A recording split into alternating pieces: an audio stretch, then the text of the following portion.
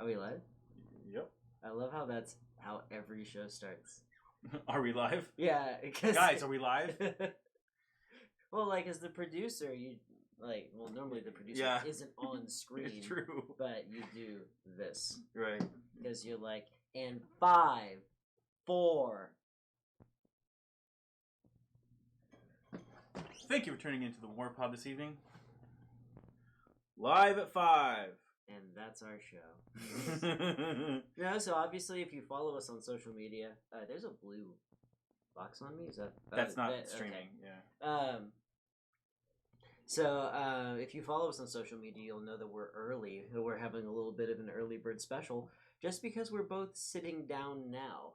That's how we decided to start this. Yeah. Why not? Yeah, and, we're having another streaming day. I want to try something because Oh God. well, our individual segments are so much more popular than the show itself. Yeah, that's by design.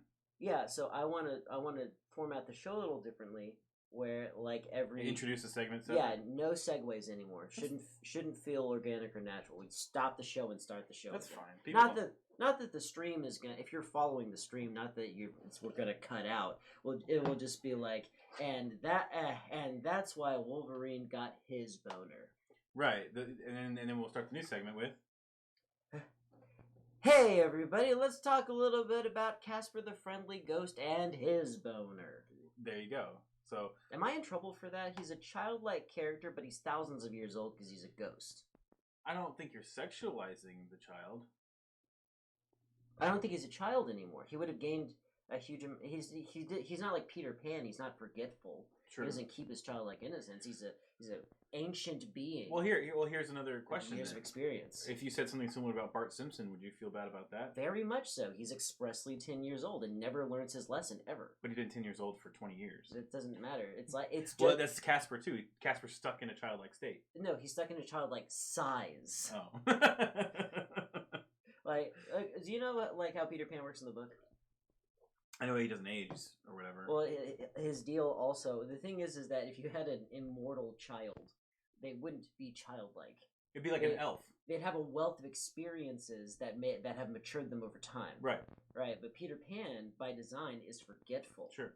And so he's literally a boy forever. Casper's not a boy forever. Okay. Yeah. Also, he's not even stuck. He's a ghost. He's not even stuck with that voice. You know what? He's just like this ancient old man, playing at being a boy ghost forever. Why? Maybe that's just his favorite. He's gross. He's a gross man. Well, when he became... trying to get with that Christina Ricci. Well, hold on. His life experiences would probably be different anyway, right? Because he became a ghost as a boy, and ghost experiences are probably different than human experiences. Yeah, some, yeah.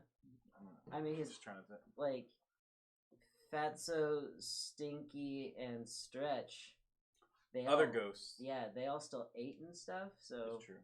Yeah, and if I remember correctly, they kept up with movies because they turned Bill Pullman into a modern Clint Eastwood. I would.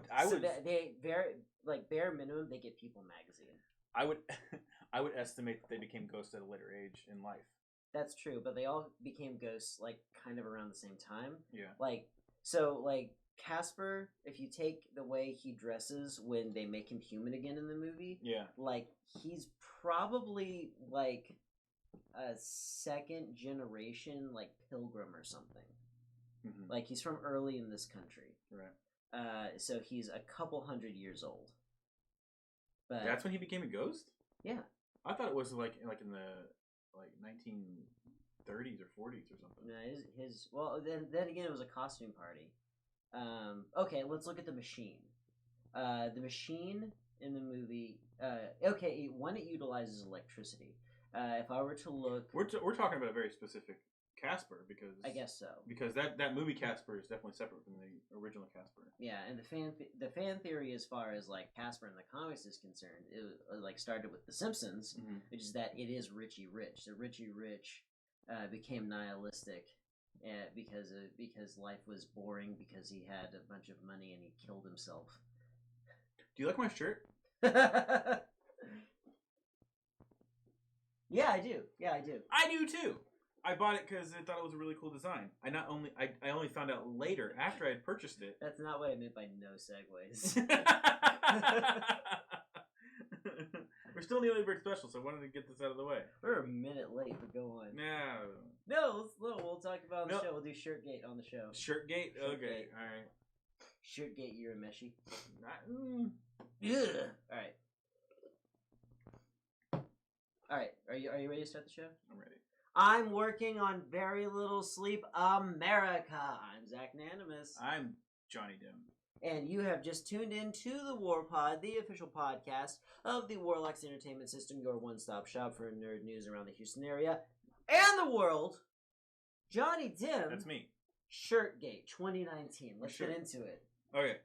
So I bought the shirt. I was on TeePublic just browsing around, like I do from time to time. Because you get some really unique shirts. Because people just design them and throw them up. TeePublic. .com. Very, very famously a company started by Rush Limbaugh.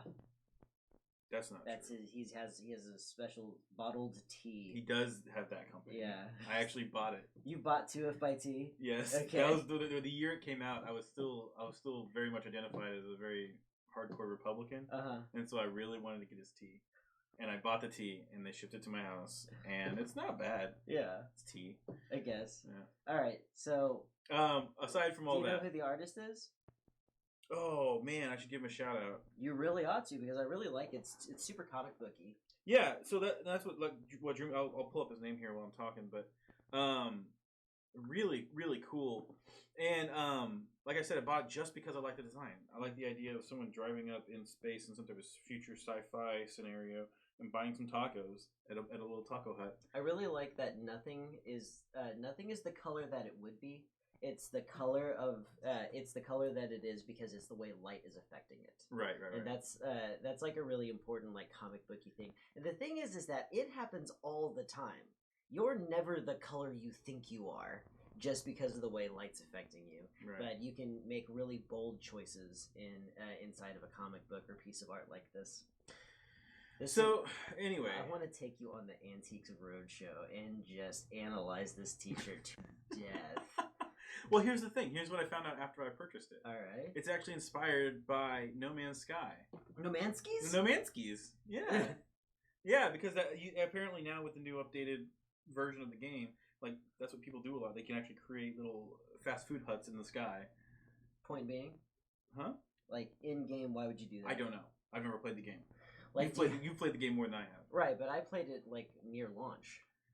I played it. Like, yeah, exactly. You wouldn't know why there's taco huts in the sky. Even back then, I was like, it's a therapeutic kind of game. Sure. It doesn't have sustainable appeal to me, but what I got out of it, I enjoyed. But yeah, at the time, it had 3 play modes.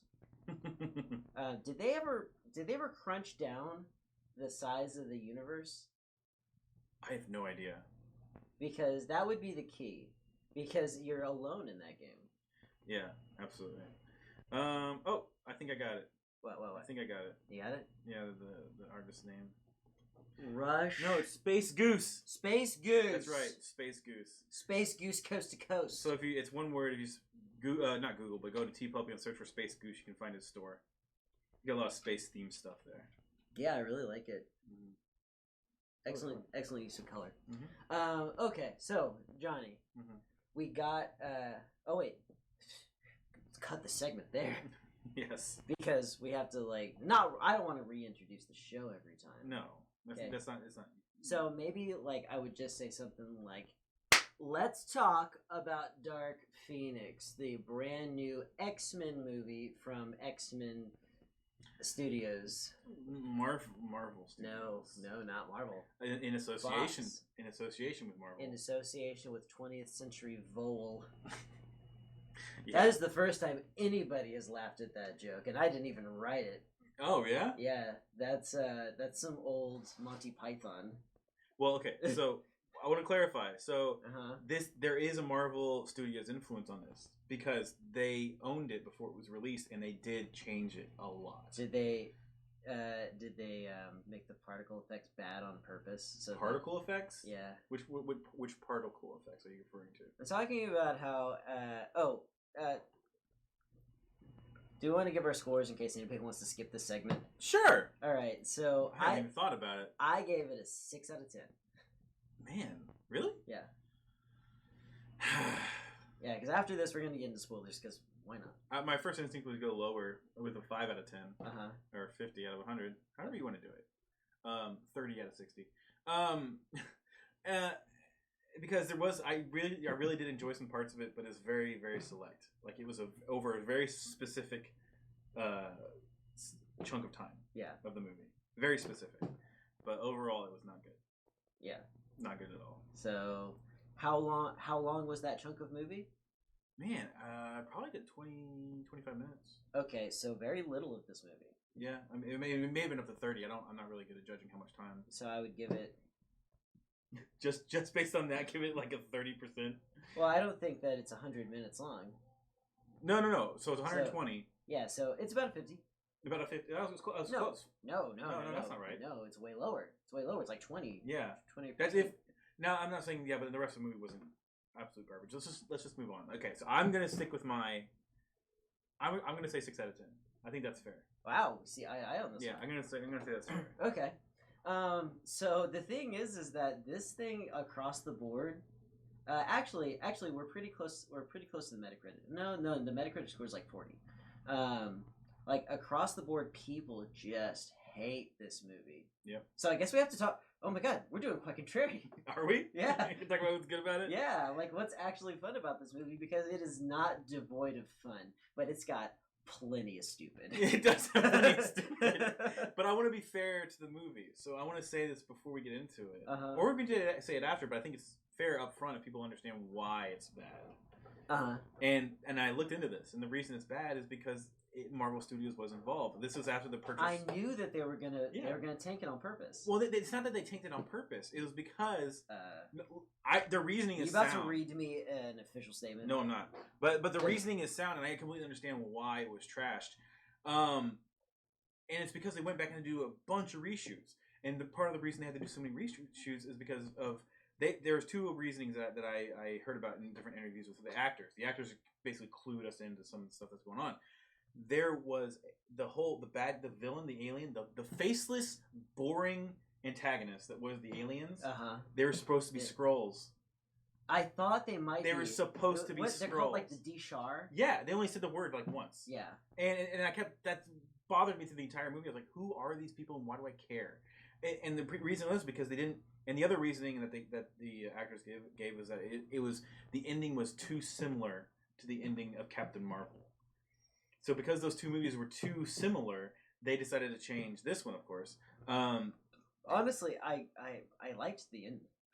The very ending was fine. Like I wasn't all that upset about it. Oh, but were they gonna sympathize with the Skrulls? That I don't know.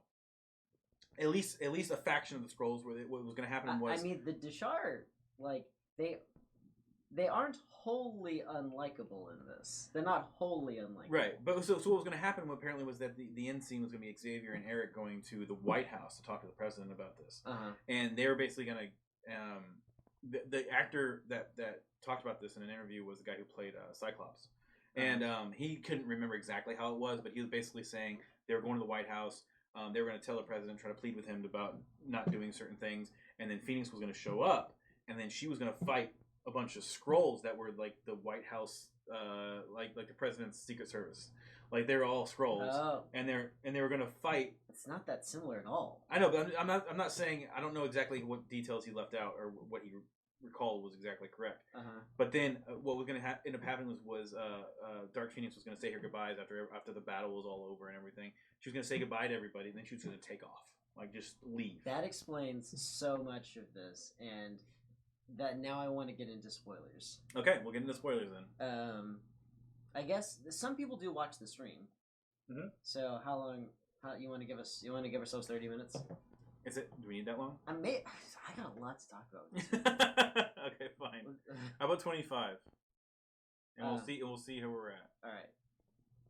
Yeah, at the 25-minute mark, you can dip back in, and we'll say, okay, leave. Still spoilers. See, what I should do is put the timer on the screen. That would be a trick. I could do it. You just gotta fill the time while I do it. Oh, okay. I didn't realize. Yeah. No, because one of the things that absolutely bugged me about this movie is that there are obviously some scenes that needed more dialogue. Yeah. That just, like, a lot of those moments were just Jean and Mystique going, Jean, please. And then Jean's like, you don't understand. Get away. Jean, it's okay. No, it's not. And if you think I'm exaggerating, go watch the movie. That's what it was.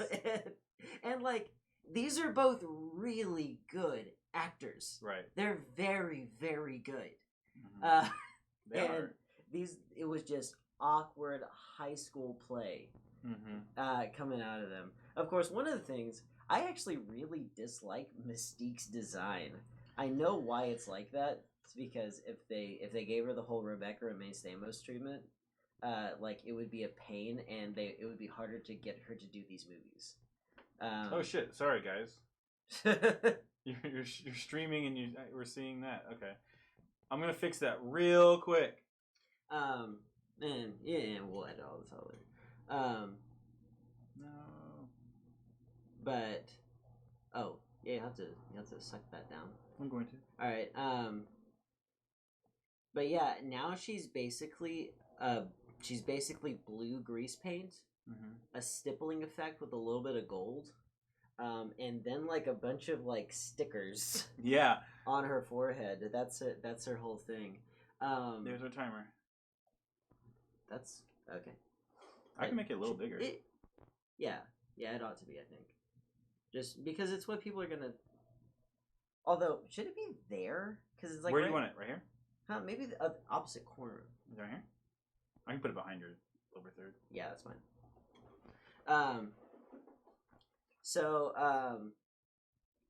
Yeah, the thing is that I never really understood why Mystique was the leader of the X-Men anyway. Yeah. Well, like, it definitely, the first scene of the movie definitely suffers from it, because it was like the first episodes of the X-Men cartoon show where Morph was on the team, and that was a team that was very focused on running across vacant lots and punching sentinels. And for Morph to contribute, they literally had to give him a gun. Yeah. Now, Morph they invented for the show. But the thing is that every time they used Mystique, she was like, secretly the president, oh my god. Every time. Yeah. And like, she used her power in the obvious way, and this one was... She never used her power. She used her power to turn into Jennifer Lawrence. Right. No, she never used it. As soon as she was in the presence of mutants. Right. No, I noticed that. But I'm saying she never used it as a tool to fight bad guys. Like, never once. Yeah. Either way, so time to do spoilers. Ready? All right, so spoilers now. Okay. Oh. What? No, keep going. I gotta fix it. Oh, I see it. It moved. So the thing about them needing all these reshoots, and I'm guessing taking out dialogue altogether, like, speaks to how dumb everybody is in the movie. And I know that they framed it up exactly the way that they ought to, but did you buy any of that everybody hates Charles decision thing? That seemed a little forced. Yeah. Like when Beast went off on him? Yeah. In case you haven't seen the movie and you just don't care about the spoilers. So, Charles, they hold true to what Charles did in X-Men 3, where Jean has a tragic past. It's not that the Phoenix is in her. It's a space spirit. And actually, I like the way they introduced the Phoenix Force. But she has a tragic past where she apparently she has like extreme social anxiety. Yeah. And she she doesn't like a lot of noise, and she can literally accidentally read thoughts. And so she freaks out and she starts knocking people unconscious. She knocks her mom out while she's driving, and it causes a car accident that kills her. And so kills her mom. Yeah. So and so her dad's like, thanks but no thanks. Yeah. Charles is like, okay, kind of a dirtbag move, but I'm Charles Xavier. This is what I do. Right. I'll take her. Yeah. I'll take her off your hands. And so that she's not a destructive force, he, being the only person in the world who could possibly help her, starts to put together a scaffolding in her mind to make sure she doesn't have these incidents anymore. Not a scaffolding, walls. That's what he called it. Really? Yeah, he called it scaffolding. Okay, that's not accurate.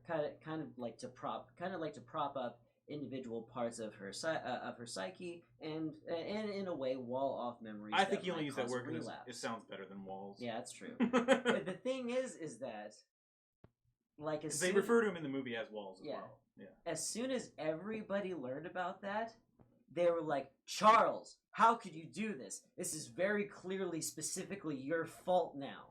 And the whole time I was like, didn't he like do it successfully for like 15 years straight? And it took a literal force of nature to undo this and cause even the semblance of a problem? Yeah, absolutely. I think he'd get a little sympathy from somebody. At least his best friend Hank. Right. Bare minimum. Right. Who's also a very intelligent guy. He's a man of science, so you'd think that he would understand some of it. Hank McCoy in this movie is an idiot. He is so dumb in this movie. It was distracting because Beast is like third or fourth favorite X-Man, and he's just so dumb. Like, and I don't mean like emotionally unaware. I mean bad at science. Bad at science. I was trying to figure out, because there's a point in the movie where he disappears. He goes to see Eric, and everyone's like, "Where's Beast? Are you fucking kidding me? He took the Blackbird. That is a very loud machine that the Earth has to open up for it to take off. With the basketball court. Yes, you lose the ball every time. Yeah, exactly. You see it every time. Yeah. I just don't understand why no one knew that the Blackbird left. Like, you got to be kidding me. To be fair, that does not adequately answer the question, "Where's Beast?" Right. Because it's stealth. It's a stealth ship. He could be anywhere now. Stealth to radar. Yeah. Yeah. So who's gonna find it? No, I guess Charles could. Well, no, that's true. No, it doesn't answer the question. But no one. It should have been Beast takes off in the Blackbird. Oh, what's that noise? Someone's taking the Blackbird somewhere. Hey, where's Beast? Yeah. Oh, he took the Blackbird. Like, that should have been the train of logic. It's a really nitpicky thing. How do you even recognize if it's Beast anymore? Because he seems to be able to. He seems to have Mystique's same power, where he can choose to be blue or the actor that's under the makeup. Did they establish that? They established in the Days of Future Past that you can, because he wanted the serum that would cure him. Yes, and then that ended up making him blue. Right, and then later on, in Days of Future Past in the 70s, he and Charles are abusing it like a drug to suppress their powers for years. Right. And like them snapping out of it and like coming to help the X-Men is kind of like, it's almost like an allegory for like giving up heroin. Right. And like they give up the drug, and Charles loses the use of his legs, but gets his powers back, and Beast turns blue again, the blue and strong again. Yeah, I just didn't think Beast had the option. He doesn't. Yeah. Okay. So they didn't establish that. Unless he just has like the fastest withdrawal ever. Right. Okay. What? Even then, it's dumb. I know why they're doing it. I know why, because they don't feel like putting them in the makeup over and over again. But if you don't feel like putting them in the makeup over and over again, make a different movie. Right. Like they're blue, and we like that about them. Who was it that played Mystique in the first X-Men movies? That was Rebecca Romijn Stamos. That was not true. That is 100%. That's true? Yeah. That's not true. It's true. That's not true. It's famously true. Is that true?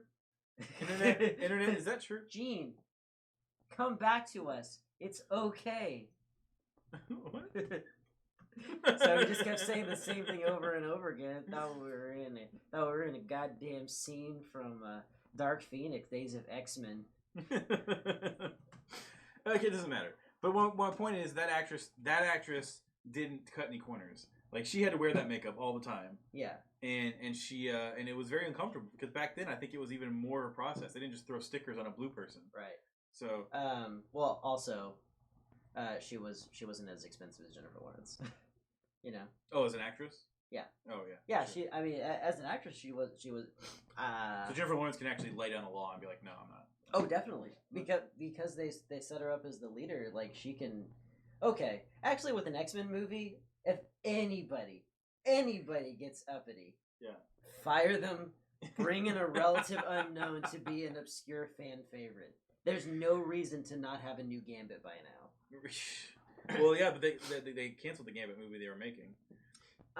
They're making one with Magic Mike. Yeah, Magic Mike. Yeah, what's his name? I was gonna say it's 21 Drum Street. Okay. He should just legally change his name to Magic 21 Jump Street. Yeah. Okay. No, that's gonna bug me if we don't learn it. Yeah. I'll just look up 21 So here's the So I said Hank McCoy was literally stupid in this movie. Mm-hmm. It has to do with what happened around the Dark Phoenix time. Channing Tatum. Mm-hmm. So the team goes out into space, and that was the worst scene. Actually, I like the space scene. I like this. I like that every X-Men has a little something to do, except Mystique. Yeah, because, the one who's rescuing everybody all the time. Yeah, Xavier. Yeah. And I have to do all the work around here. I have to fly the ship and give pep talks. I mean, Peter has to run at the speed of light, and Kurt has to bend time and space, right? And Storm has to make ice crystals out of an environment. Can she do that, by the way? Is that accurate? Devoid of moisture. I know she can control weather. She controls barometric pressure, and she can do so at like a moment's notice. So she could just be Ice Woman if she wanted to. She wouldn't be as powerful as Iceman. Okay. Iceman is producing a tremendous amount of heat. Right. No, but the point that when Jean was over there, like, what was keeping her from just dying? I think she was. Like, they didn't talk about it, but if it was anything... You think it was her powers stopping it? I think she can pressurize herself. Okay. I mean, in the actual Phoenix event in the comic books, that's exactly what she did. And she did it for years. Oh, yeah? Yeah. She was at the bottom of Jamaica Bay in a coma while using her powers. Like, the Phoenix in the comics was never Jean. Right. Yeah. It was always Dark Phoenix. Well, it was always Phoenix. Phoenix, whatever. Yeah. So, they go out into space. They have a little adventure. They actually use a weapon on the Blackbird, which I thought was cool. Cyclops has a little periscope. Oh, right. Yeah. Yeah, and, like, he can shoot his lasers. That's a good idea. I liked it. I like that idea. Because, like, it was always really lame in the other movie. It was like, oh, no, we're in trouble. Does anybody have a useful power? No? Okay, Storm, you're up again.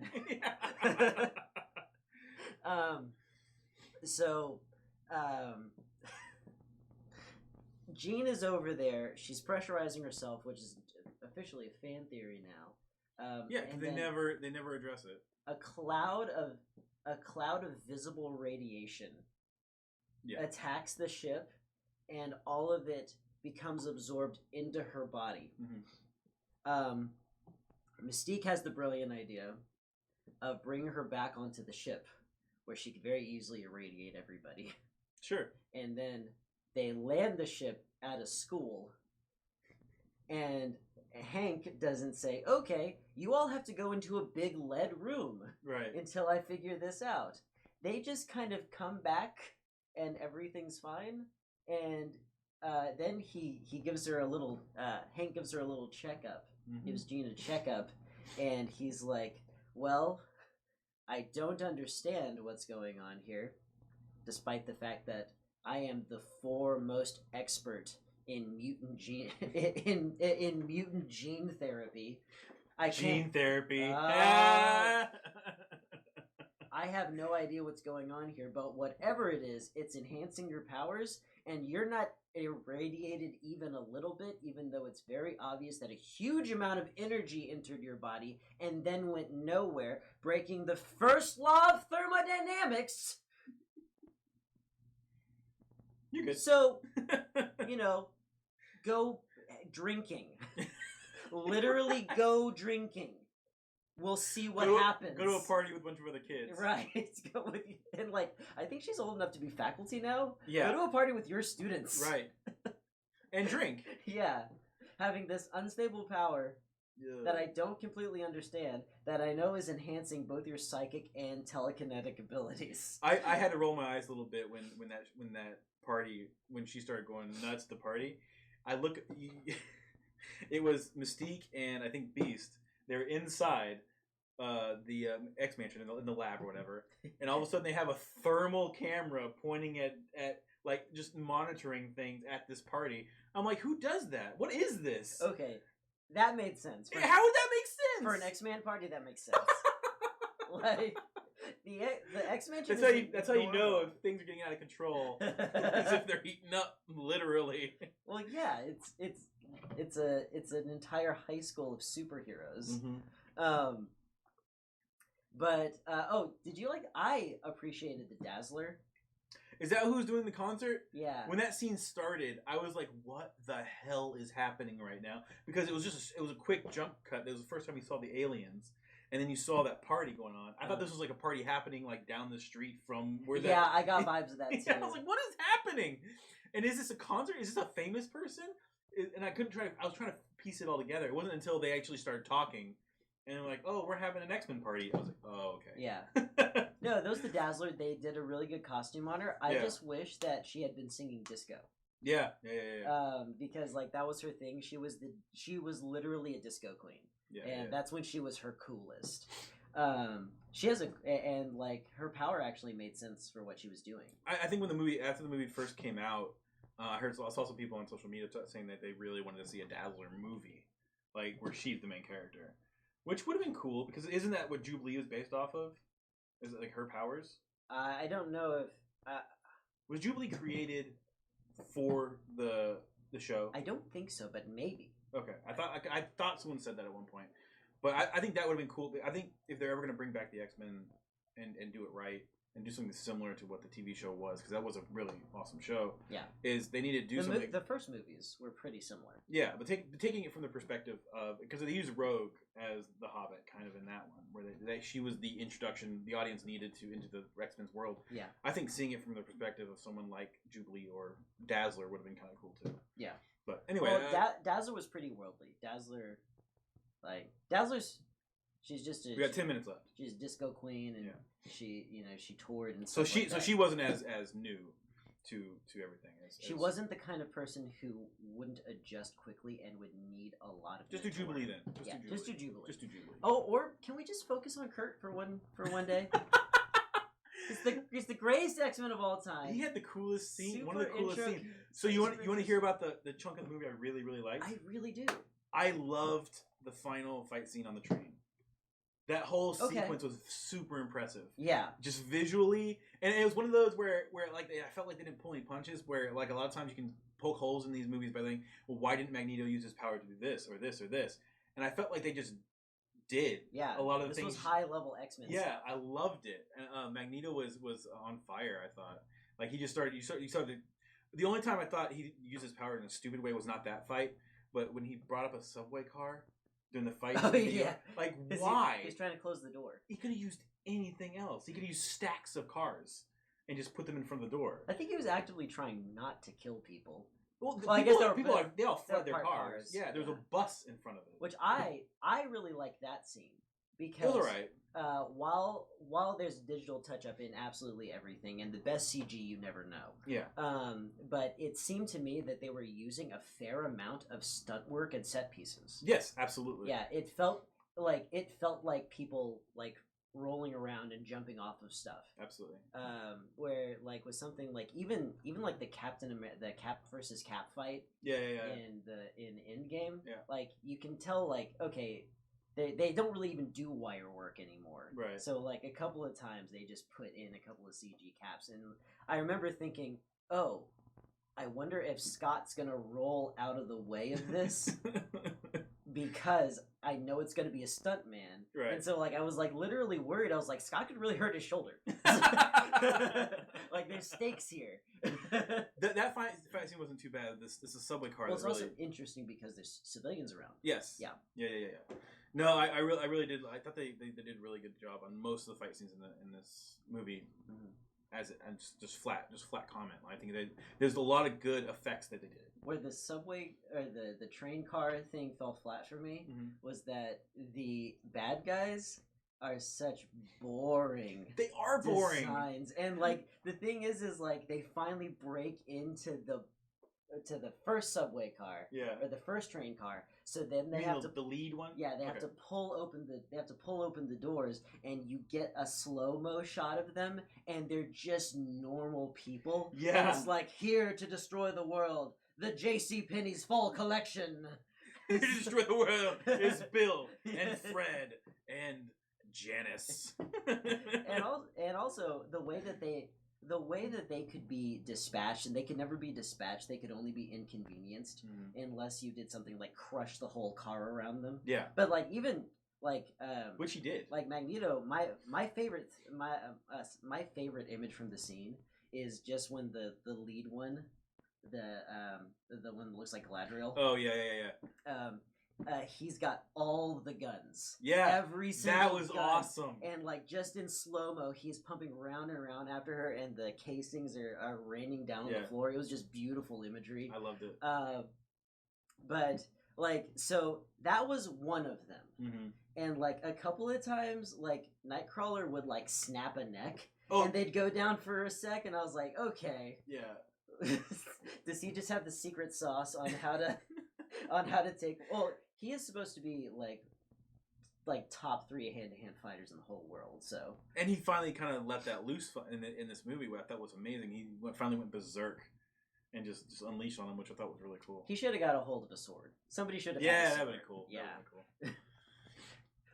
or actually, the thing is that he's probably best equipped to take these guys out because Nightcrawler is a very, very benevolent person. And they wrote that into him because they kind of overpowered him a little bit. Yeah.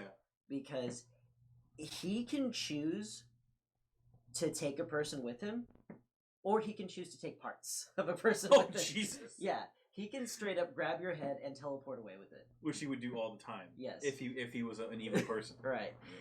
So like it would have been fun for him to like maybe learn this in this scene because he never even occurred to him. Yeah. You know, and so like. But he really hates you. Like he's just gonna take your head. So like somebody grabs him and he grabs their hand and bamps and like then he's like got it and then he looks up and he's like, boss. And then like suddenly it's just poof, poof, poof, poof, poof, poof, as he's bamping around somebody, and then they're just a head that falls in the floor. and the thing is, I feel like they figured out that shit, what's his name, the Quicksilver? Yeah. Like they figured out like he's the answer to almost all the problems, so they just hurt him. Like he's hurt for most of the movie. Yeah. He's just out of commission. We're just going to take him out so he's not always the answer. I mean, that's like... They did that at the end of Apocalypse, too. Yeah. And it's like a little twist of the ankle. Yeah. Like, he moves at light speed. Mm-hmm. Like, there's no... You can't argue that he doesn't. Mm-hmm. He very clearly moves at light speed. Although... I mean, that makes some sense to me why they would take him out of the movie, but it's a bigger problem to solve. Huh? Just give him a bigger problem to solve. Right. Well, I thought, imagine that last train scene with him there. Like he would literally take care of everybody. He could just take all of the aliens and put them in front of the train, like Kurt did that one time. Yeah. And have them just run over. Like. They should have given him like a helicopter to fight, or like he had to like. Oh sure. He had to like outrun the train or something, because like how fast he actually goes is a huge variable. Sure. Because based on the way he saved literally everyone in the X-Mansion at the same time, versus the speed at which he put a fishbowl on Kurt's head because they went to space with no spacesuits. Yeah. Thanks, Hank. Yet again, the dumbest X-Man for some reason. I also didn't buy the whole thing that speaking of the train scene, because a lot of this has to do with like Hank and Raven were forming a relationship, and they he's mad at Charles because Jean killed Raven, Mystique. And he's like, it's your fault because you made the X-Men. Basically. He's not the smartest when it comes to figuring out the logic of these things, because it's all circumstantial. If we wouldn't have caught the alien radiation cloud, everything would be okay. Yeah, in fact, it could have been the exact same. Yeah. They said, like, without her having a traumatic past, it could have been just as bad. Right. They said that it was altering her personality. And Hank knows why the X-Men exist. He knows that the great publicity that they're doing for the rights and stuff of X-Men. Yeah. Like they're doing a lot of good. That shouldn't be lost on a character like Hank. It's also they're like especially since Hank, I remember from the cartoon, was the wisest of all of them. Oh yeah, by far. Yeah. It's just nuts. Yeah. Okay, things that I actually liked about it was like how 60s this whole thing was. I love the X phone. Oh, yeah. I love that they have a direct straight to the president. Yeah, because of course they do. Oh yeah, why not? They're the X-Men. Right. Absolutely. And like the action wasn't devoid of creativity. The the purpose of the story itself I thought worked. Mm-hmm. Which the narrative was kind of all over the place, but this had a lot to do with like the perceptions of peoples within a society. Mm-hmm. And like how quickly the humans could turn on the mutants. And, absolutely. like, humans do that to one another all the time. Right. We turn on one another for, sometimes really surface level reasons. We turn on the freaks. Huh? We turn on the freaks. There have been like psychological experiments that have been done throughout the modern era of psychology that show like they don't have to be freakish. They I know. Have to be designated different. Right. Yeah. And then you start mistreating them. Right. No, I was just making a joke. Okay. Yeah, absolutely. Yeah. That freak label, you could make anybody a freak. Is really what I guess what we're getting at. And so like that was actually good, and like they did it well, where like in a very small amount of time, mm-hmm. like the humans are just like, screw the X-Men. Yeah. If the X-Men are gonna fight in the street, all mutants are bad, and we're gonna completely dehumanize them, and put collars on them, and drag them away like dogs, like literally like a dog catcher. Yeah. And that's heavy-handed, yeah. But it was effective. Mm-hmm. So the movie is fun. It has good ideas. It's got good bones. I like saying that. It's got good bones. It does. No, you're absolutely right. And they had, like you said, they had really good actors in it, and they did really, really, they did good performances. Like they acted the best they could. There was a ton of reshoots for this movie. Yeah. I think what really collapsed it was Marvel obtaining that segment of Fox. And that's why we're left with something that seems a little hobbled together, not making a lot of sense, with a terrible antagonist. It's just not the Dark Phoenix, but really it's the stupid alien race that nobody understands why they're there. Nobody asked for. Nobody wants them. Nobody cares. I would have loved to have seen, like, this is. I feel like this is one of those things, like, especially for me, like this similar feeling I got with when Zack Snyder left the DC movies. I wanted to see what ultimately his vision would have looked like. I would love to have seen where X-Men First Class and whatever from that starting point. So our timer just ended. Yep. Now I think that we're pretty much out of spoiler territory, despite the fact we're still talking about it. Yeah. Because we're postulating a little bit on what these movies would have continued to be like. Yeah, and that's what I'm saying. I think I would have loved to have seen if Fox did not acquire, if Marvel had not, or Disney had not acquired the section of Fox, I would love to have seen the next movie to see where we would have gone, because it looked like we were finally going to come to what traditionally X-Men is, which really on the classic days it was Magneto versus his mutants versus Xavier and his mutants. Right. We never got to that full on conclusion or that conflict in these X-Men movies. I've consistently thought these movies were I thought they were pretty good. Okay. I thought they were a lot better than the original 3 X-Men movies, but apparently, I disagree. I know a lot of people disagree with me on that. Hundo. I hated them. I did not like them at all. You hated 1 and 2? I did not like any of them. 3, there's a lot of weird stuff. X-Men's weird. The third one's weird. Yeah. But no, I did not like any of them. They'll never top. The second one, Alan Cumming as Nightcrawler. They'll never top that. No, he did a great job as Nightcrawler. But I just there's something about those movies that felt so. I mean, they're a little cheesy because they're low budget. Mm-hmm. Like they're low budget for their time. Right. And then on top of that, they don't have modern techniques. Right. I mean, Toad was cool. No, he wasn't. Yeah, he was. I did not like Toad. You didn't like Toad? I love Toad. Toad was such a slam dunk for them that they actually redesigned the character in the comics to be more like Ray Park. I'm saying Ray Park was fine. He did what he was supposed to do as Toad. I just can't get out of my mind when Storm fried him or whatever it was. Yeah. Like a bad one-liner. I don't even remember what it was. It was, do you know what happens to a toad? Oh, the same thing that happens to everything. Yeah. Yeah, which actually that had a great reaction. I remember that having a good reaction. Really? In the theater when I was a kid. All right. I don't know. For some reason, I just could not. They did not sell me on the X-Men in those movies. I like the new generation of X-Men. I liked this version of Eric, and I like this version of Xavier more.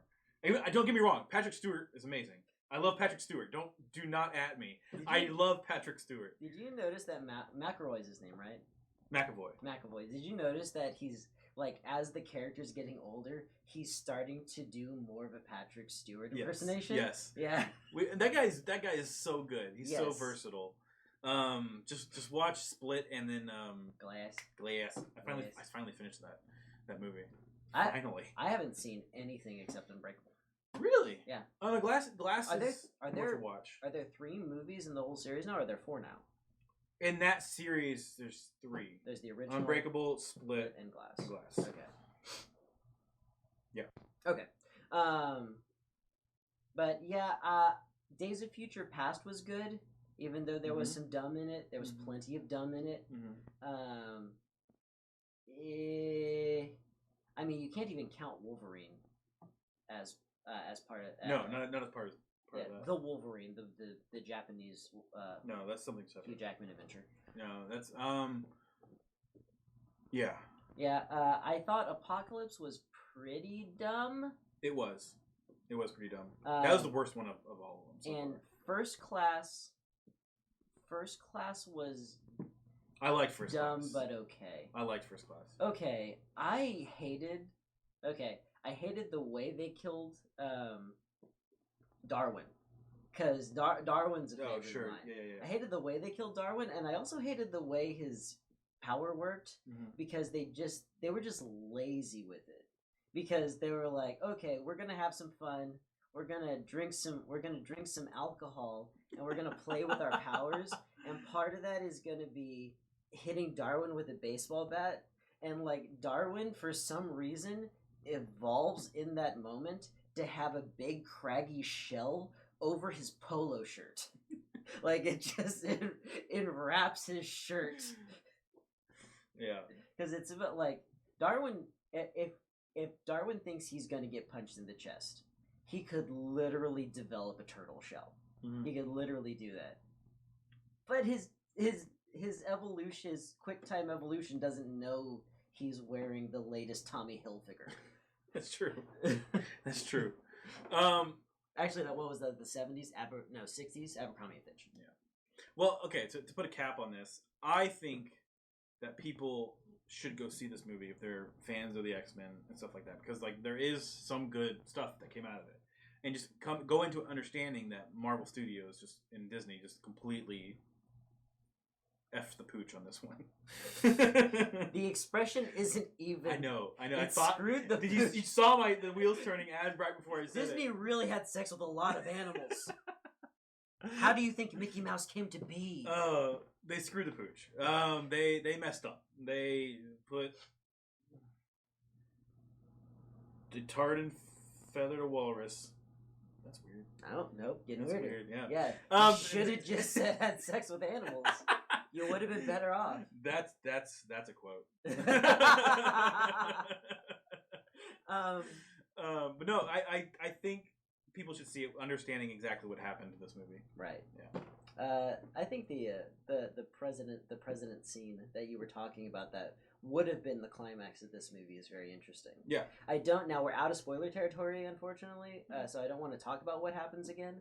But I do think that they improved on the idea. Yeah. I do think that the final scene that we got in this movie was a lot more interesting. But yeah, Dark Phoenix, 6 out of 10. Not as bad as everybody wants to believe, I don't think. You do have to turn off your brain and accept that some of your favorite X-Men just aren't in this movie. Hank McCoy didn't decide to show up. The nefarious Mystique has been poorly utilized from the beginning of this franchise. Mm-hmm. And Nightcrawler's cool. Nightcrawler is cool. Yeah, Nightcrawler is very cool, and Magneto has some cool moments too. That might be a function of the fact that they underutilize Nightcrawler. They haven't had a chance to ruin him. Right. But yeah, that's all right. And that's the Dark Phoenix. See it today. Or tomorrow. Or don't. Or wait till it comes to DVD. We didn't give it that great a review. Right. Or never see it. It's the last movie and it ends on a weird cliffhanger, so and you know that's not going anywhere. Yeah, because I think they actually canceled. Yeah, this is the last one. No, yeah, they canceled. Was it the New Mutants? Oh, they canceled that one. I think that was a pretty bad idea. I think they may have. I don't remember. That was one that's like a horror movie. Yeah.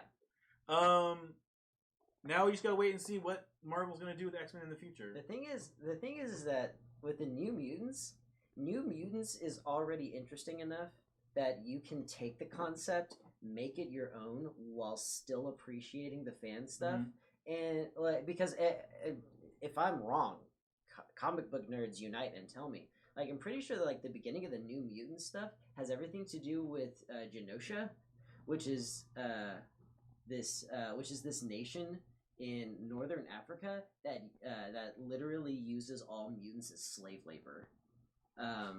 Weird. Yeah, and so like the original X-Men was about racism, and so they were using this story to talk about modern slavery. And like that's cool enough already. Yeah. Without it being like a spooky Scooby-Doo adventure. No, you're right. You're absolutely right there. And actually, you can still make that a horror movie.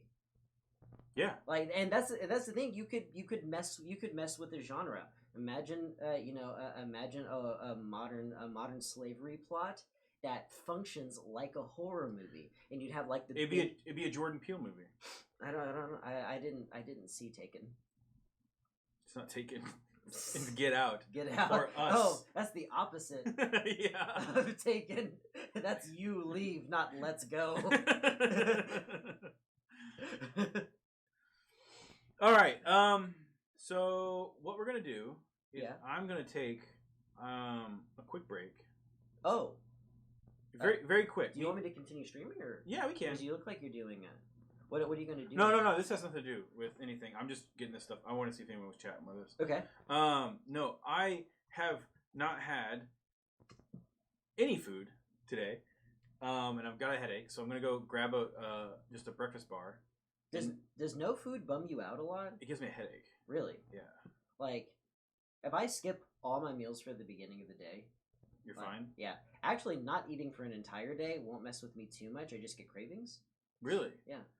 No, I also need to take the rest of my medications for today. Oh, so I'm gonna run and do that real quick. God, you're old. I know. I'll be right back. All right. Talk about Batman. Talk about Batman? And you don't have to. Oh, I've got something to say about Batman. Oh, do you? Yeah, I really do. So I was talking to my buddy not too long ago. About this thing that happened in Batman, because apparently I didn't know what happened.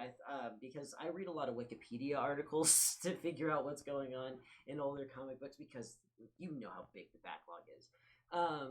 So we were talking about the instance where the Joker got into the Lazarus pits, and it made him sane, and he was like so sorry for everything that he'd done. And my buddy was like, so he was faking that the whole time. That didn't happen. And what really happened was that the Joker was introduced to the Lazarus Pits. And it was kind of like this heartfelt thing between he and Batman, where they're fighting near the Lazarus Pit, near the the Lazarus. There is a Lazarus Pit underneath Gotham, so they're fighting near that thing, and they both get mortally wounded by something, and like Batman is like certain they are going to die. And he kind of just like takes the Joker aside, and he's like not pleading with him. He's just has this spring of emotion where he's like, I'm sorry that our entire lives were dedicated to fighting one another. I'm sorry that it had to be so much strife between us, that we basically wasted our lives fighting. And then the cave collapses, and that raises the water level. They both get the whammy from the Lazarus Pit, and then they're both alive again. They're both fine. It heals their wounds. And I need to look up exactly who did this story, because I hate it. My Batman, and we've talked about this on the show. My Batman isn't even I don't know if that's organic to the Batman from the comic books, but I know that's not organic to my Batman, because my Batman is Tim Conroy, the guy who voiced Batman in the animated series. And so, or you might call him the Bruce Timm Batman, because that was a big influence. And my Batman would never, while dying and having an option to save himself and the Joker, he would never stop and start apologizing to the Joker for the way that they spent their lives. Here's what my Batman would have done in that instance. My Batman, while straight up dying, intestines falling out of him, would have grabbed the Joker by the collar and started crawling towards the Lazarus Pit with the Joker in tow. And the why here is important to me. Specifically, both he and the Joker need to survive. It's not even Batman's got to get him to got to get himself to the Lazarus Pit, because the Joker's mortal wounds weren't technically his fault. So he finally gets to kill the Joker and still say he didn't kill anybody. He wouldn't even take that cop out. He's got to grab the Joker and pull them both to the Lazarus Pit, heal them both up specifically to arrest the Joker. Specifically because Batman has no chill. It does not matter that the Gotham City is crumbling in on itself. It does not matter that they are near a swirling pool of glowing liquid that can literally do magic to them. None of that matters. Joker's got to get booked. That's how this works. What were you talking about? I was talking about the time that the Joker and Batman went into the Lazarus Pits. In what? I don't know. It was a comic? Yeah. Oh, all right. Because me and a buddy of mine were talking about it, and he was explaining what happened. Oh. And he was because he had an emotional reaction to it. He was like, Batman was just apologizing that their lives were wasted. No. Batman does one thing. He locks up bad guys no matter the cost. No matter the function, no matter the form. Those two are like married. Who? The Joker and Batman? Yeah. No. Yeah, they are. No. The Joker is Batman's stalker. That's true. If the Joker, okay, if Darkseid came down and used the anti-life equation on the Joker to eliminate him from all realities, Batman would give an exacerbated sigh of relief and go back to work. That's what my Batman would do. Mm-hmm. Maybe seek out Harley Quinn, offer support and counseling. That's what my Batman does. Harley Quinn. That reminds me. Harley Quinn's Black Label is coming out. Really? Mm-hmm. I have a standing order at my comic book shop to preserve every single Black Label DC comic that comes out. Because you want to see her penis too? Mm-hmm. Yeah. And it really pisses me off that the whole Bat Dick thing was such a controversy. It actually delayed the books. Like they started re-examining all the ones they had in down the pipe that were supposed to come out, and we've been it's like been months since they released the third issue. Yeah, everything got pushed back. And as far as Black Label stuff's concerned, I mean I read Last Night on Earth, and it's okay. I haven't seen it yet or read it yet. It's not. It should be in my box. It's not in the same. It's not quite in the same vein. It's very much like. I guess you want to talk a little bit about Black Label, like as a segment. Mm-mm. Oh, I don't have that much to say. They were just wasting time. Yeah. We got the only thing we got left to talk about. Introduce the segment. Should I say? No. There's a way to edit what I've said so far into a good ending. Well, next segment is Johnny. What you playing? Hey. Johnny apparently has a lot to say. Oh wait, no, because we're trying to find good segments. We're trying to with these good segments to be edited later. Yeah. Okay. Let's talk about Nintendo Direct 2019. What? We're gonna talk about that? Oh, that's right. We were gonna talk about that. Yeah, of course we gotta talk about that. I don't know what I'm thinking. You'll have a lot more to say because you actually watched it. Yes. I actually passed on it because I already knew what was in it, and I was like, that sounds boring. Yeah. Like the biggest highlight anyone was talking about on social media. Banjo-Kazooie coming to Smash Brothers. Yes. That's the biggest thing. I'm like, if that's the biggest thing, nah, I'll pass. To be honest, I don't really remember the games coming out. I remember some people were saying they talked about Pokemon at some point. Yeah, it's Pokemon Sword and Shield. Yeah. Which, there's also Super Mario Maker 2, which looks great. Mm-hmm. But I was a big fan of Super Mario Maker 1. Although the thing is that there's plenty of gameplay out there because Nintendo Treehouse has been making them. I didn't know Nintendo Treehouse existed until this year, specifically when I started getting more suggestions for watching more Super Mario Maker stuff, and I find them so obnoxious that I can't watch it. I can't because it's I think in a lot of ways, both in the quality and tone of our performance and even structuring this show, we go out of our way to make it feel a little organic.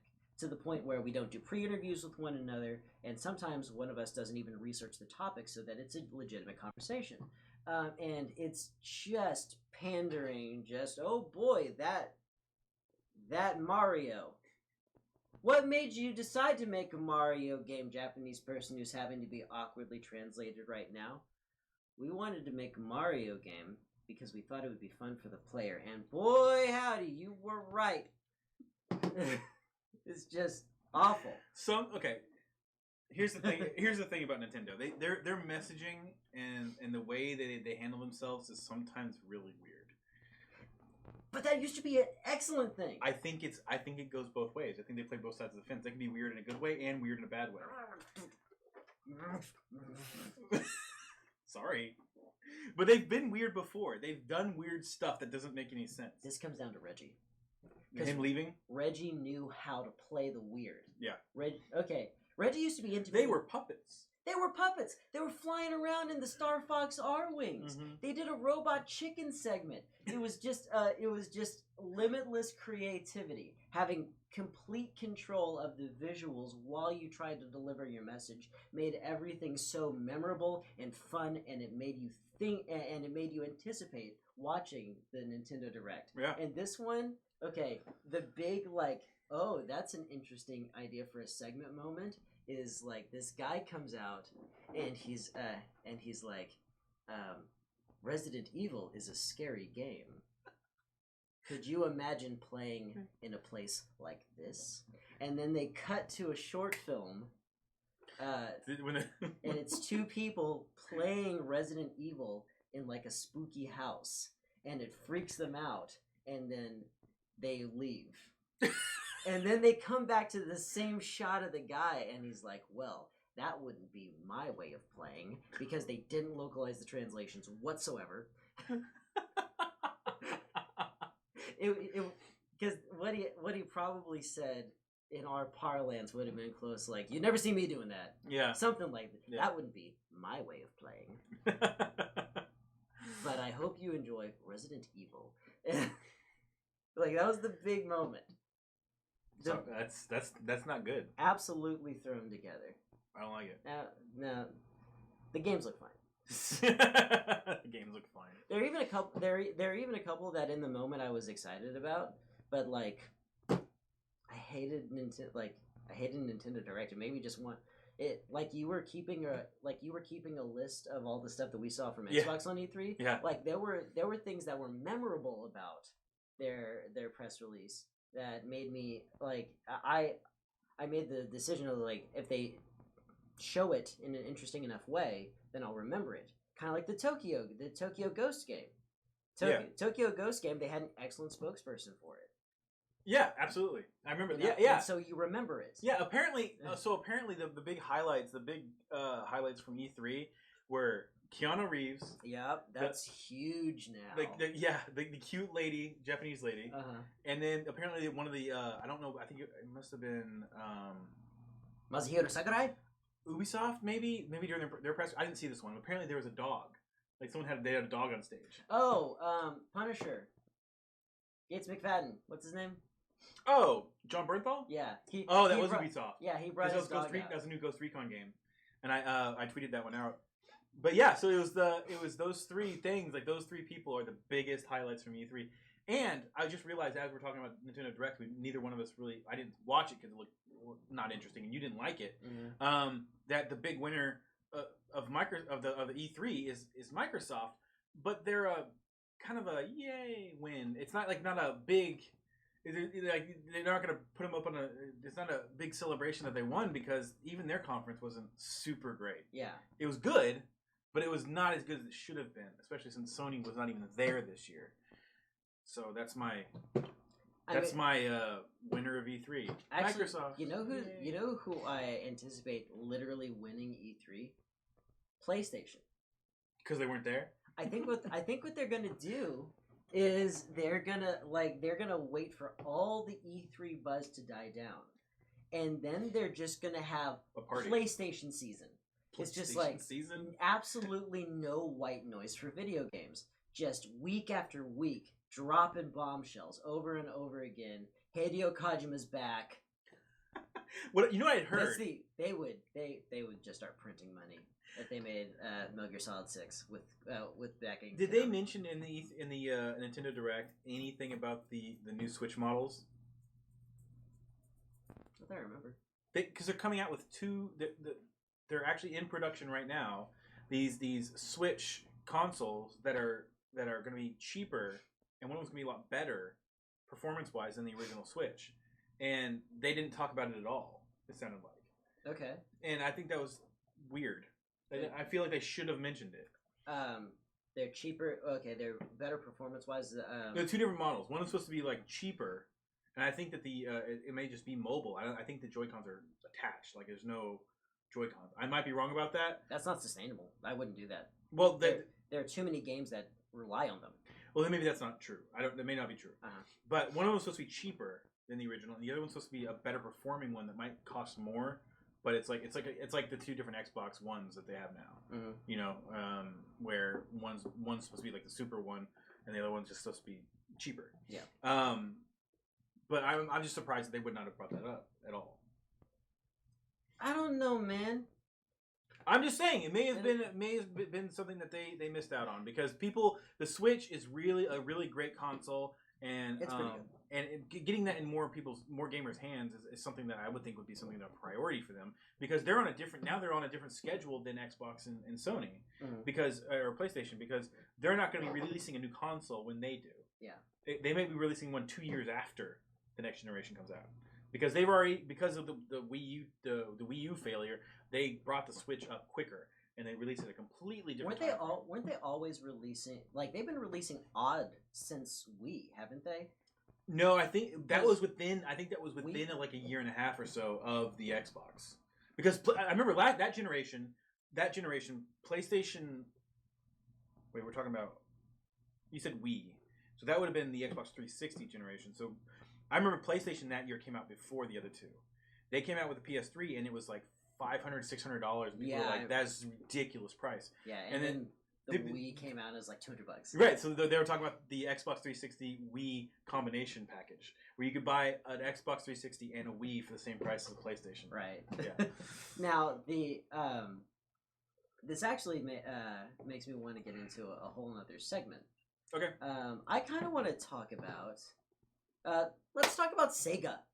Sega. Now this isn't news or anything. Yeah. This is because I recently watched I watched a video about the fall of Sega and how they had to give up doing consoles altogether. I wish they had, to be honest. Dreamcast was way ahead of its time. Yeah, that was and apparently it was Shenmue that tanked it. Really? Yeah, apparently that was the thesis of this video. Oh, okay. Because a lot of people love Shenmue. Shenmue is regarded as a fine piece of art, but it doesn't have a mass appeal. Right. I loved it. I played through the whole thing. I obsessed over it. And as the game prescribes, I really lived in that world. Yeah. Like I would turn on the game because I wanted to go visit the arcade and play Space Harrier. Things like that. But it lacked a mass appeal, and it was so ahead of its time. Its development cost $47 million for the time. That's a lot. Yeah, that's a chunk of change now. Yeah, it is. So yeah, they put all their eggs into this basket of this really odd, multi-genre and very expressly Japanese game in a market that was starting stuff being way too Japanese. Yeah. Was starting to lose its appeal. Mm-hmm. And they just lost it. And as a result, they got rid of the Xbox. They had to they sold the rights to Shenmue to Microsoft. And what I was thinking about was the Dreamcast was a loss because I love the Dreamcast.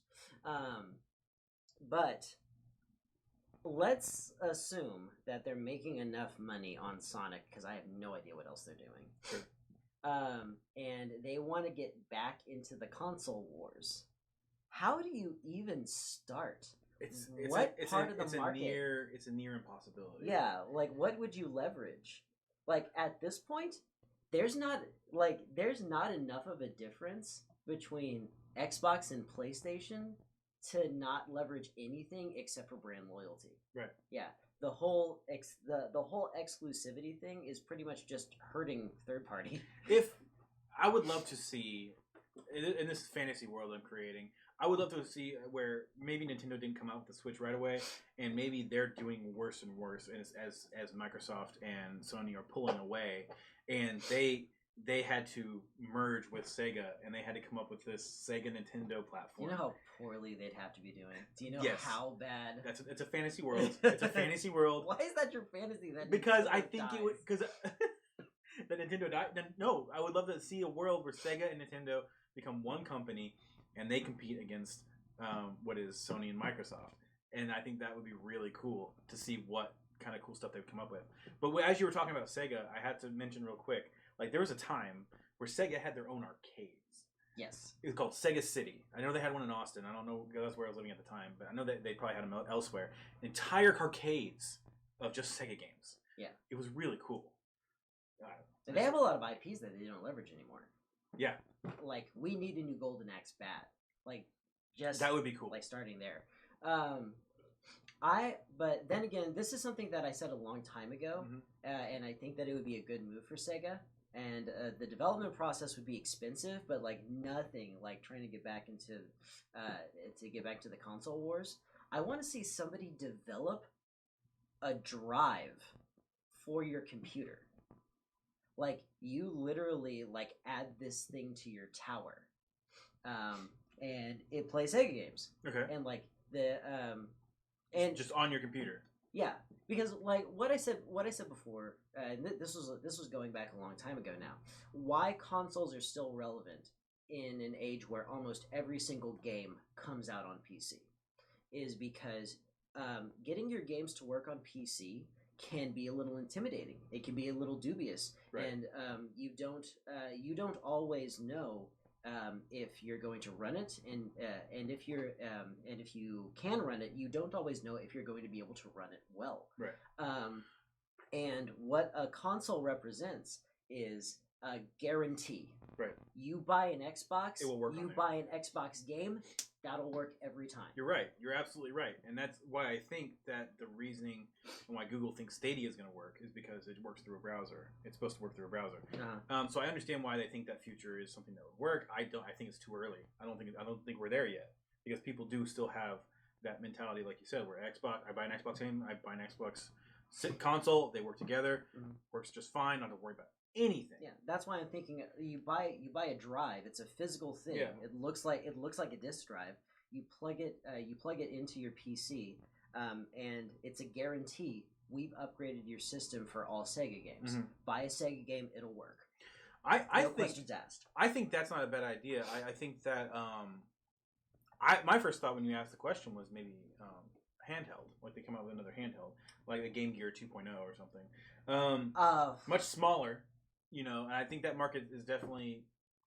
It might be on its way out because I know we have mobile games on our phones. I think that's the one that's killing that market. It's still soundly being dominated by Nintendo. It is, but even their sales have gone down. Like they're conquering the market, but still, which I think is. But they're also moving to mobile. Yeah, they're concentrating on mobile phones, which I think is amazing because mobile games are structured so poorly by comparison, and it's not that it's like Super Mario Run. Yeah. Was an excellent game for a mobile game, but what every developer it's a mobile game. What every developer has noticed is that when you don't have a bunch of dedicated buttons, okay, the thing is like when you're playing Super Mario, I'm gonna do it right here. Okay, you got your run button here. Back on the Super, it was Y. So you hold down the Y button, and that's your run button, and then you have the rest of your thumb hovering over the B button, which is your jump. Right. And you can. Without looking at your controller, you can find a button, activate a button, and then also keep your finger on a button without dedicating a press. You know where that is at a moment's notice and are ready to go without looking. On mobile, there's a reason that all games are basically just one tap at a time. Right. Because the whole controller thing doesn't work. And if you're trying to make it work, what you have to do is you have to dumb down the gameplay because you know that there's going to be errors with input. It's not for precise gaming. Oh, what? Sega! I got it! You need to develop this for the phone. And you need to come out with 35 games. 15 of which need to be absolutely free. Okay? And they work with the controller, so your phone becomes the system. You're welcome, Sega. Here's something. Actually, I should probably pull this up. Are we not going to relish my genius here? No, that's pretty smart. Thank you. No, I there was something I've been waiting to talk to you about. I actually wanted to talk about this weeks ago. Let me just get this. I'm gonna pull this up on the screen. All right. Back up. Sometimes I think it would be effective if you just put it in the foreground. So give me the focus of. I can make it smaller. Huh? Yeah. But this doesn't have to be like a big. Is it a new segment? No, I think it's in the same vein. Okay. So it's not Sega related, but there is a new handheld gaming system coming out. It's called Playdate, and it What is it for? What does it do? This is it. That's it right there. Oh, hi. Hello. I mean, it's pretty small. It's got the 2 buttons. Do they know the DS exists? Yes. Really? Yes. Now here's the thing. This game, it's only black and white. So it's like the old school Game Boy. Okay. It's gonna have. It also had this thing on the side. Turn-based RPGs. Please say it's gonna have turn-based RPGs and make the whole thing redundant. No, I don't think it's going to. All right. So, but this thing on the side is a hand crank. That's also part of the different games. Oh no! So it's a different kind of something to wear out. And really specific niche games on it. Well, the thing is everything being developed for is specifically being made for this crank-based video gaming. Yeah. So the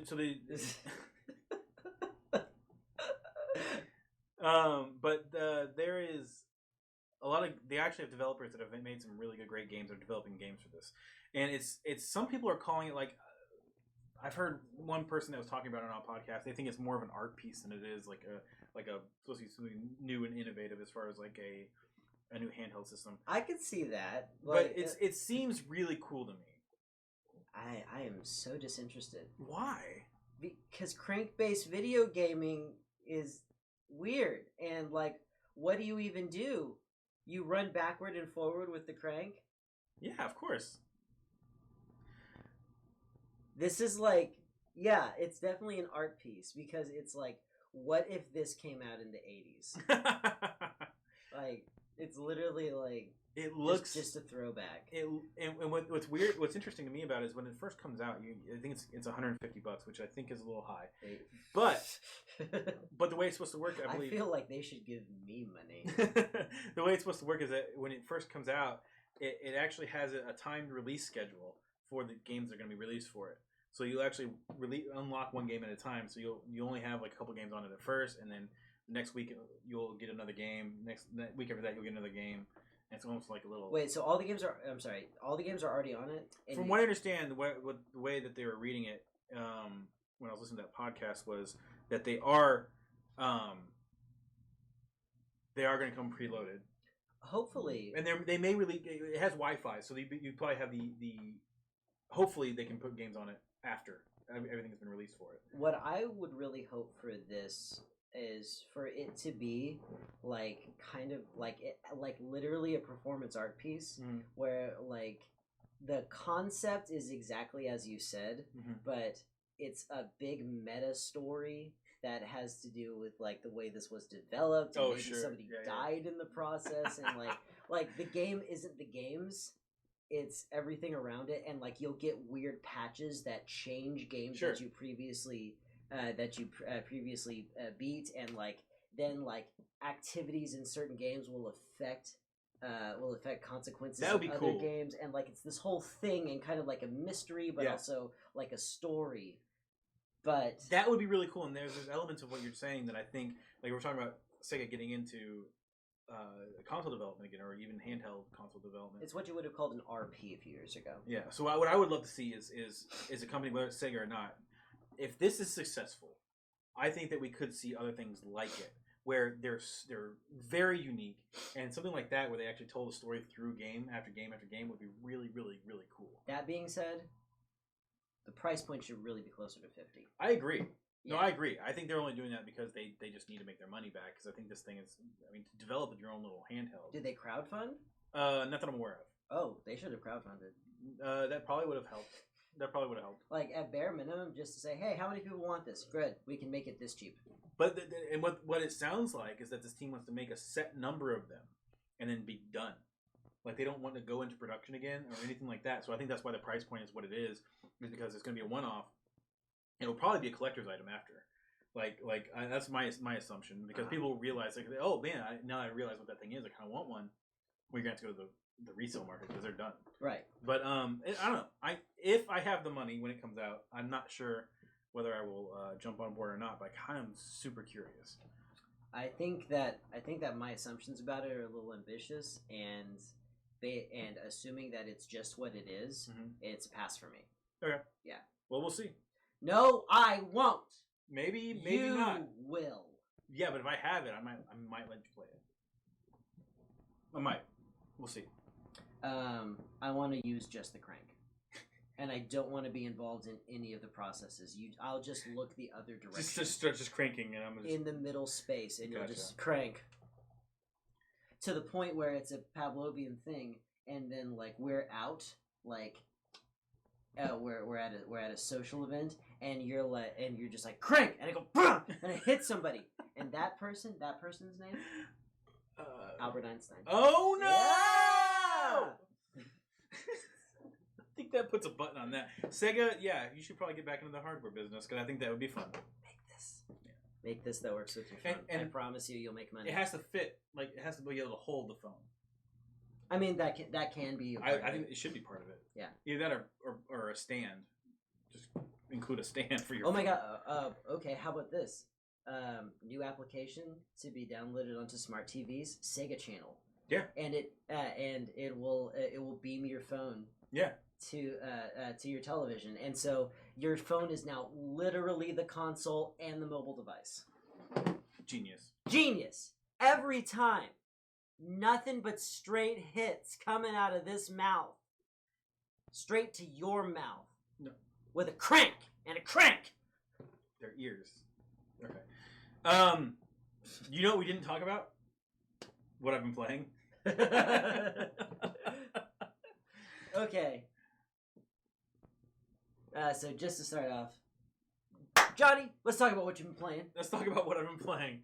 I've been playing... This is the Johnny Weekend Roundup. Elder Scrolls Legends, the card game that Bethesda talked about 2 E3s in a row now. It's not bad. You know that Magic the Gathering duels for mobile exists, right? Mm-hmm. Okay. Just wanted to be sure. Because like Magic the Gathering has no like good like video games. It's true. But it has a good card game, and they put it into a digital format. Yeah. No, I've And Elder Scrolls has a lot of really good actual games. Sure. And so you don't have to play their card game. Right. So you could just play the good card game and the good games. Actually, I think their card game's fine. I think it's actually really good. Really? It has some parallels to Magic. It's a living card game though, right? What do you mean? It's not a trading card game. It exists only digitally. Well, I mean, but by like you don't get like digital booster packs. You can. Yes. Oh, so it is a trading card game. Yes, it's digital only. Okay, well, like the difference. But you're not trading it with anybody. You have to buy them. Right. Well, or you can use soul gems to actually copy other cards or buy cards that way too. Well, like the difference between a living card game and a trading card game would be something like Magic the Gathering, very obviously a trading card game. Yes. Uno is a living card game. You have that one deck. That's really all you need. Oh. Yeah. No, it's not that. Okay. No, but the parallels to Magic are such that I'm surprised that we knew of a card game that got sued by the company that owned Magic at the time. Yeah, Evangelion 2076. Whatever it was called. It was a very... The fact that didn't roll game, trippingly off the tongue. No, but that game, the fact that game got sued by them and Bethesda didn't, blows my mind. Wizards didn't think they could. Yeah, it's a bigger company. They can't just... Yeah. Yeah, because I think they could wrap them up in a court system for years because because they're not Bethesda. They don't have lawyers built in. Honestly, I think that Bethesda is much larger. Than Wizards. They are much larger. Yeah, which it's not how our legal system should work. Yeah. By the way, the bigger your company, better chances you have at winning legal battles. The game is fine though. It's actually really fun to play. My only gripe is the price because it's free to play. Of course, then they get you hooked, right? Because you start really liking the game. And I just wanted to play through this, like the single, like you can play through a story and play different characters in the story, like you can and play in the card games, whatever. Really, not a whole lot going on with that, but it's a fun way to play like a single player version of the game. And I finished the first story, and to play any of the other stories, you have to buy like $20 expansions. And I'm like, that is insane. That's a hard pass for me. Yeah. When Magic Duels already exists. That's not free to play either. It's pay to win. Yeah. The thing is that if you just like playing Magic, or like if you just like the process of playing Magic, there's plenty of digital. Oh yeah, sure. Why are we even talking about this? It's card games on your phone. Play Hearthstone, the game that was specifically made for it. No, I don't want to. Why? Because I just don't like World of Warcraft based stuff. Okay. I don't like most Blizzard stuff that much. Have you tried it? No, I don't want to. Here's the cool thing about it. I'd rather be a cool kid and play something else. I will pinch. I'll give you a teeny tiny little pinch. You never think about it, but those hurt the worst. Yes, they do. All right. And my nails are on point right now. Hold on, let me finish, real quick. All right. Because that's not the only way to play the game. Like after you have a bunch of cards, and you can actually buy cards with the in-game currency that you can earn. All right, and you can buy tickets to go and play in the tournaments, and these are tournaments that are just against. You can play against tournaments against other players and just Sarah McLachlan. Yeah, computer. She's the only other person. Yeah, computer players. They didn't actually program an AI. They just have Sarah McLachlan. Yeah, she's playing working everybody around the clock. Yeah. But You can play. You can also just play casual play, which is mean with the cards that you have, you can make decks and play against people casually. There's also ranked play, and I haven't gone into ranked play. I don't know if there's a cost for that one or not. Most ways of playing the game, you can play without shelling out a bunch of money. But if you want to start collecting a bunch of cards, or if you want to start actually just going through the story, you do have to buy a bunch of stuff, and they try to gear the packages towards a $20 price point, like because there's like a big break, and you can buy a $67 pack that has like all the acts, like the different stories unlocked, and you get a whole bunch of cards. They try to push you in that direction, but it's not 100% necessary. I've bought a pack that was worth like $5. I think is the most I've done in that game.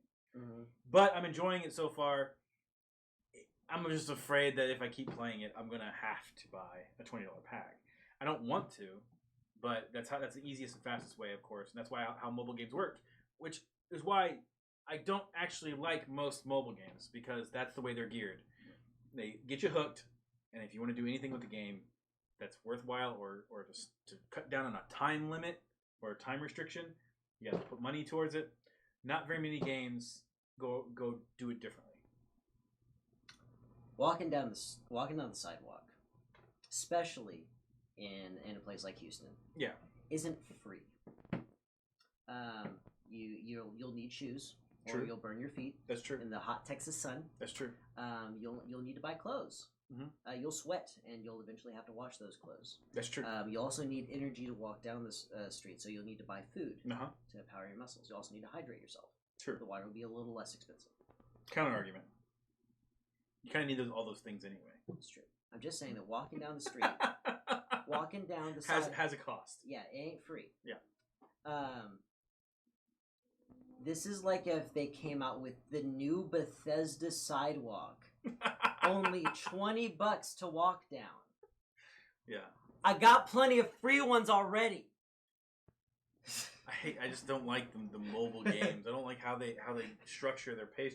Like if they wanted me to play this game, I would play. Just get me excited about it and have a reasonable price. I would pay $30 for this game. I would never pay $30 for a mobile game. It's a good game. I would pay.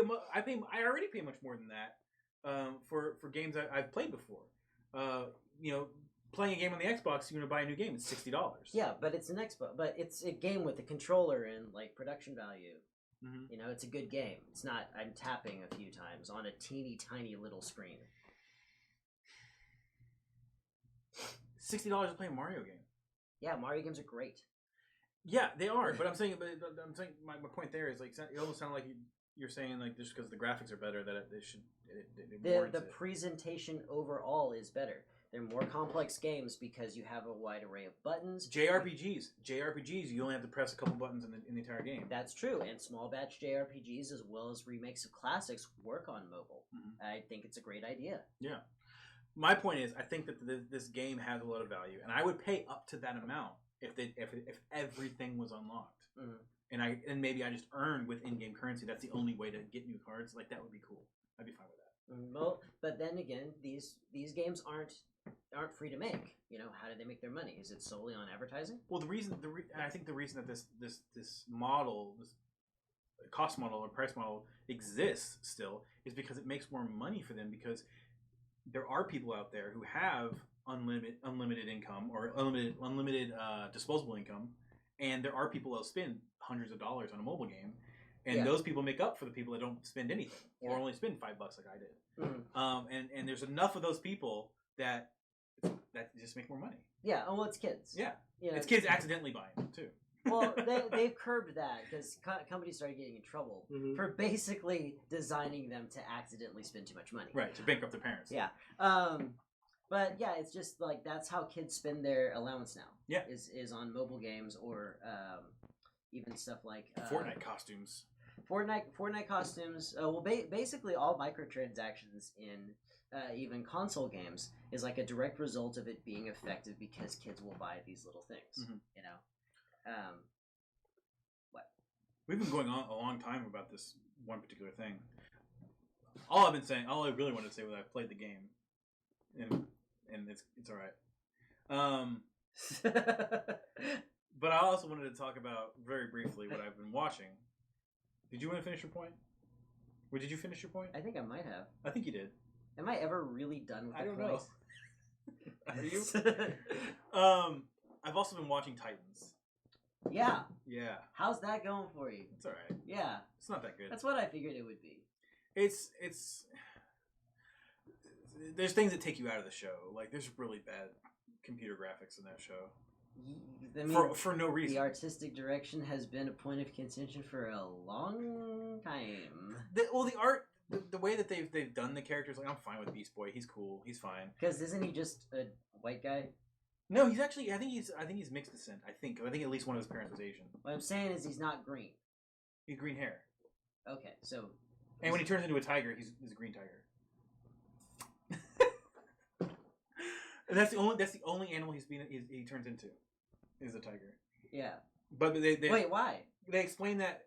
They explain it because he's kind of still developing his power. I think it's something that he's going to figure out later and turn into something else. I could see that. Yeah. Alex Ross developed that idea to the point later where he's a character called Menagerie, who can actually also become mythical beasts. That's cool. Yeah. That's like playing a druid and just maxing out your shape-shifting ability. Okay, I'm fine with that. I had a character like that back in 3.0. Is Raven insufferable? Because she looked insufferable. No, actually, I don't think she's that bad. No? I think she's fine. Okay, is fine code for boring and not really developed? There's just nothing specifically annoying about her? Most of the story arc of the first season is about her. Really? And her parents. Yeah, well, I mean, she's probably got the biggest story out of anybody with Trigon and everything. Mm-hmm. Have they revealed Trigon yet? Who's Trigon? Her dad. Yes. Okay. That's something they named him. Who plays him? I don't remember. I'm in the episode where he better first shows up. Also be John Bernthal, and his dog better have showed up. The show, I want to finish the first season. I don't think I'll watch the second, depending on how this one ends, because it's a better show than I expected, but it's still not great. I would give this one about a 60 as well, like we gave Dark Phoenix. I kind of want to watch an episode before we leave here today. Not Yeah, that's fine. Yeah. That's fine. I'm just the whole thing that happened with DC streaming service is that what's going on is they're canceling a lot of the shows, and they canceled Swamp Thing, which is actually a good show. Yeah.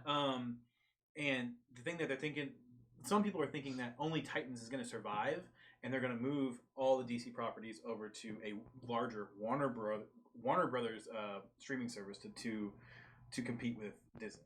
That would actually work. I think it's a better idea. Okay. Well, Warner Brothers. These shows might have bigger budgets too. Okay, if you're looking at Warner Brothers as a company that holds IPs, what do they have that consumers actually gotta have? Space Jam. Space Jam. Didn't even consider it. Because I feel like people still highly regard the DC animated stuff. Some of it. Right. Some of it is the thing really is that it's all really bad. Lately. It used to be really good, but that was like 10 years ago that it was pretty okay. Yeah. You know? They've gone off the deep end of some of that stuff. Well, they started using, like, it seems to me, I could be wrong, but there was this anime that was introduced first on like the last leg of Toonami, and I can't remember, but it was about some kids, and it's an anime, but it was an early CG anime, and they went into a computer world. That was, you know what I'm talking about? Yeah, but I don't think that was straight up Toonami. I know what you're talking about. You're talking about wait, it was kids? Yeah, it was like middle schoolers. Oh, then no. No, I thought you were talking about oh man, what's the name of that one? They were all blue, and they were basically in an arcade system. It was all like the Smurfs? No. Oh my god, what was the name of that damn game? show. It was like one of those early, like all computer generated graphics. Oh, and it was reboot. They weren't in a. They weren't teenagers or whatever. They weren't in an arcade. They were in someone's PC. Oh, is that what it was? Yeah, it had the strangest concept ever. Let's talk about reboot. So we've been going for almost 2 hours. Well, we'll have lots of videos. All right. So we're talking a little bit about. We didn't even finish our last one. I don't know that I care. Oh well, I was gonna ask you what you've been playing. Lately, I have just been drawing. Yeah. Like nonstop, and like at the level that I'm at right now, I'm starting to get some pretty good details. But it still takes me a long time to produce something of quality. And I also I go ahead and I have a favorite pen from Sharpie. It's the Sharpie Fine Point pen. It's not just fine point; it's like super fine, isn't it? Yeah. Yeah. And I like to get everything inked once I'm done with it. My next big project for that, I decided on the way here, kind of as a gift to you, although we'll both benefit from it, is I'm going to start practicing drawing the Warlock. Oh, cool! Our logo. Yeah, absolutely. Yeah, and so we can have him in new poses and new adventures and new swimwear.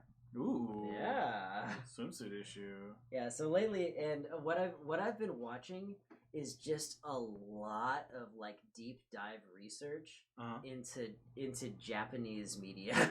Really? Yeah, my new favorite YouTube channel, and like it's always like they're like defunct. They're not even around anymore. Their videos are still just up. It's called GTV. It's Gaijin Millionaire TV. Because Gaijin, it means outsider or foreigner. Oh, okay. And he's a white guy living in Japan. Oh, okay. And he just loves Japanese stuff. But I mean, he loved it so much and married it, I guess. Yeah. And so like he talks about like the old like promotional manga that used to come out for stuff like Super Mario Brothers 2, Legend of Zelda, Legend of Zelda Adventure of Link. Okay. And like they're really like what I really appreciate about how those mangas are structured. Just to call it out, he has a lot of really cool research projects that he then produces a video for. But the mangas that they were producing side by side with the game. Okay. I can go check real quick. Yeah. I don't want to interrupt you. But the mangas would teach you things about the game. Like they did one for Super Mario Land, which was the first Mario game for the original Game Boy. Mm-hmm. And there's a fireball ability, but it doesn't function like a fireball because I think that they couldn't get the physics quite right on the Game Boy. So a fireball, when you throw it in the game, it hits the ground and then it shoots straight up. Right. And if it hits another obstacle, it'll bounce off that at a 45-degree angle, so you can get these things bouncing around all over the place. So they function differently from a fireball. And they talk about how they're different and how they could be used differently. And it's Japanese and it's older, so it's okay. It's not like anime's not pervy today, but like Mario's talking about like how he could use one of these to like bounce up Princess's skirt and stuff and light her on fire. There's also full frontal nudity in some of these. Really? Yeah. Weird. Like Mario gets scared of something and like he jumps out of his overalls and you definitely see his genitalia. Although and it was a cultural thing they were talking about. The way that it's drawn is pretty much just a U and then a smaller U.